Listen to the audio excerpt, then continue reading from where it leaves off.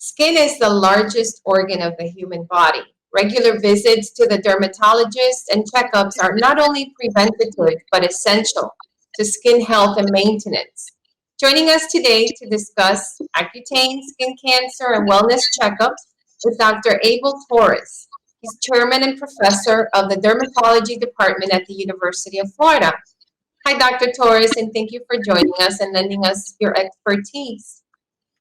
Dr. Torres, skin cancer is such a big concern for all of us, especially for those of us who do a lot of outdoor sports and activities. So, what are the signs or symptoms of skin cancer, and where do they most frequently appear, and in what form? So, skin cancer, there are many different types, but the three major types of skin cancers are what we call basal cell carcinoma, squamous cell carcinoma, and melanoma. These skin cancers are caused by a variety of factors.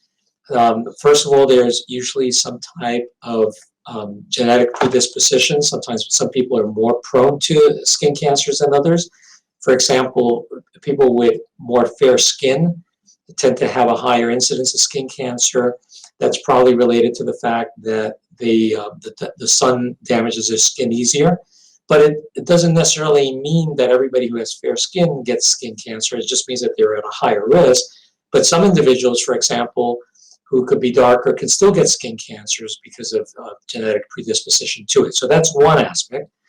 The major contributing factor that we've learned over time is sun exposure. So the more sun exposure you get, the greater your risk of skin cancer. And then there's other factors in the environment that can also predispose people to skin cancer. Things like, for example, arsenic. Years ago, people would have a lot of wells that they would drink water from the wells, and the wells were contaminated with arsenic, and that would lead to skin cancers. So that's one reason it can happen. Other things nowadays, for example, that can predispose people to skin cancers are medications that they take that either make them more sensitive to the sun or that affect their immune system so that their immune system doesn't protect them as well from the development of skin cancer. So it's a combination of factors, but by and large, one of the major contributors to skin cancers is going to be exposure to the sun.